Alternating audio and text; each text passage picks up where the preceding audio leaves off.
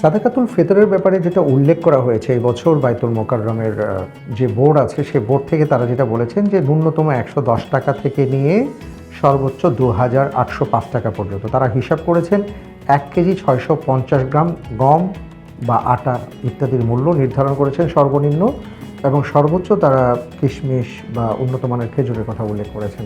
আপনার এই সাদাকাতুল ফিতর আদায় করতে হবে ঈদের নামাজের আগে। যদি কেউ ঈদের নামাজের পরে সাদাকা দেন তার ক্ষেত্রে বলা হয়েছে ফাহুয়া মিনাস সাদাকাত। রাসূল সাল্লাল্লাহু আলাইহি ওয়াসাল্লাম বলেছেন ঈদের নামাজের পরে কেউ যদি ফিতরা দিয়ে থাকেন অর্থাৎ সাদাকাতুল ফিতর আদায় করে থাকেন তাহলে এটা সাধারণ সাদকা বলে বিবেচিত হবে, সাদাকাতুল ফিতর আদায় হবে না। মধ্যপ্রাচ্যে এটা আমার দেখা যে এমনও হয়েছে যে সাদাকাতুল ফিতর বা ঈদের গিফট তারা যে দিয়ে থাকেন সেই গিফটটা এমনভাবে দেন কোত্থেকে আসছে কেউ জানে না, ওখানে কিছু রিয়ালও থাকে যাতে করে তিনি এটা খরচ করতে পারেন।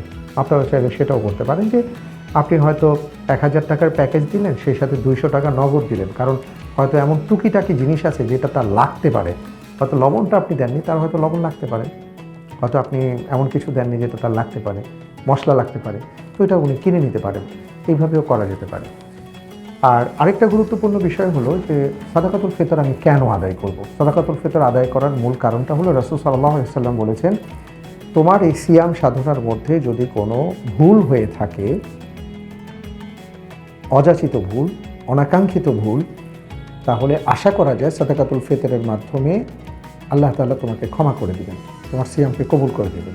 আরেকটা হলো যাতে করে ঈদের দিন সবাই মিলে সাদাকাতুল ফিতর গ্রহণ করে, যাদের নাই তারা গ্রহণ করে ভালো মন্দ কিছু খাওয়া দাওয়া করতে পারে। Jugantor super fresh drinking water রমজানের আলোর সম্পূর্ণ পর্ব দেখুন যুগান্তর ডিজিটালে।